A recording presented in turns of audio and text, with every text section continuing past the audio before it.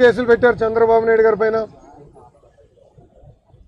17A చాలా స్పష్టంగా governor గారి పర్మిషన్ తీసుకోవాలి, మాజీ ముఖ్యమంత్రి గారి పైన కేసు పెట్టాలని ఉంది. మళ్ళీ ఎందుకు పర్మిషన్ తీసుకోలేదు? నేను సూటిగా అడుగుతున్నా. ఎందుకు మీరు చట్టాలను ఉల్లంఘించి చంద్రబాబు నాయుడు గారి పైన ఆయన కుటుంబ సభ్యుల పైన దొంగ కేసులు పెట్టారని సూటిగా ఈ సైకో జగన్ నేను ప్రశ్నిస్తాను.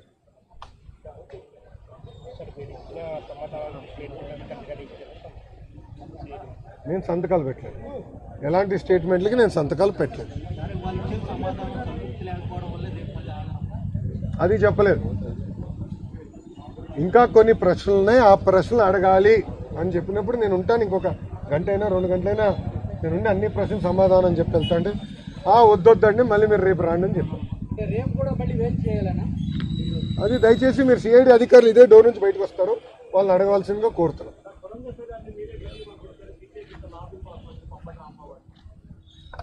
అరగంటనా గంటనా ఆయన? అరగంటనా నాకు గుర్తులేదబ్బా ఆయన వీడియో. అరగంటనా? ఇప్పుడు అరగంట గంట మంత్రులకు నేను సమాధానం చెప్పాలి. పోలవరం ఎందుకు కట్టలేదో చెప్పమనండి. కనీసం పోలవరం కట్టలేడు, ఎన్ని గేట్లునే తెలియదు, కొట్టుకుపోయిన గేట్లు రిపేర్ చేయలేరు.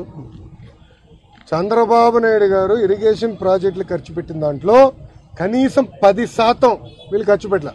దానికి ముందర సమాధానం చెప్పమనండి.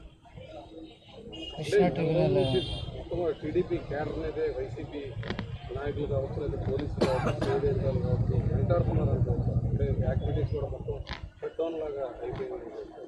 ఈరోజు ఆంధ్ర రాష్ట్రంలో విసులు ఊదితే కేసు, క్యాండిల్ ర్యాలీ చేస్తే కేసు, కాగిడాలతో ర్యాలీ చేస్తే కేసు, ఫోన్ ద్వారా టార్చ్ లైట్ ఆపి తిప్పితే అది కూడా కేసు. శాంతియుతంగా ప్రజలు రోడ్డుపైకి వచ్చి చంద్రబాబు నాయుడు గారికి అండగా నిలబడుతున్నామని చెప్పి పాదయాత్ర చేస్తే వాళ్ళపైన కేసు, హెరాస్మెంటు, మళ్ళీ లాఠీ చార్జ్. దీని అర్థం ఒకటే, సైకో జగన్కి పసుపు జెండా చూసినా, తెలుగుదేశం పార్టీ కార్యకర్తలు చూసినా భయం.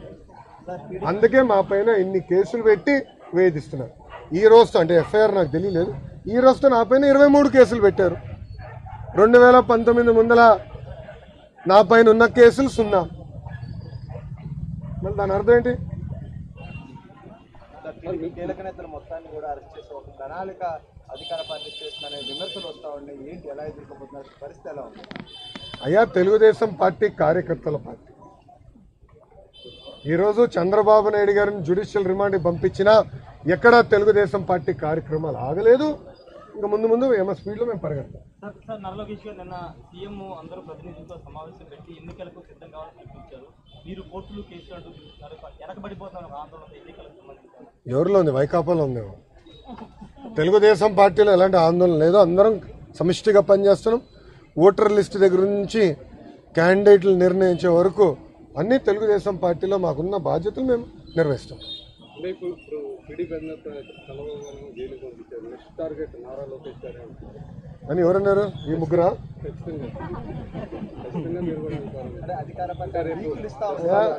ఇప్పుడు వాళ్ళు ముందర చంద్రబాబు నాయుడు గారిని అరెస్ట్ చేశారు, దాని తర్వాత రేపో మాపో లోకేష్ని అరెస్ట్ చేస్తారని వాళ్ళే మీడియా మిత్రుల ముందరకు వచ్చి చెప్పారు.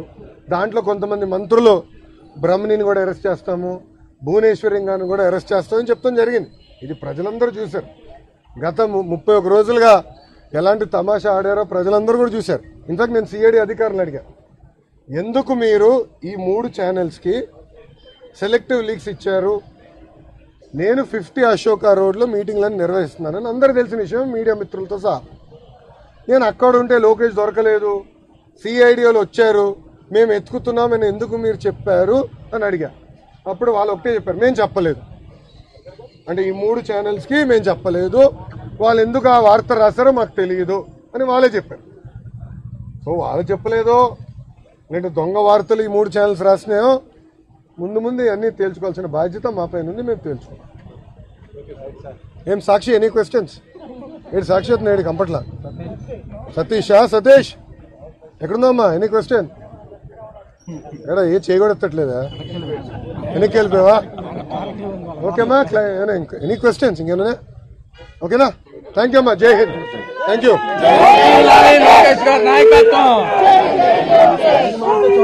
చేయాలి.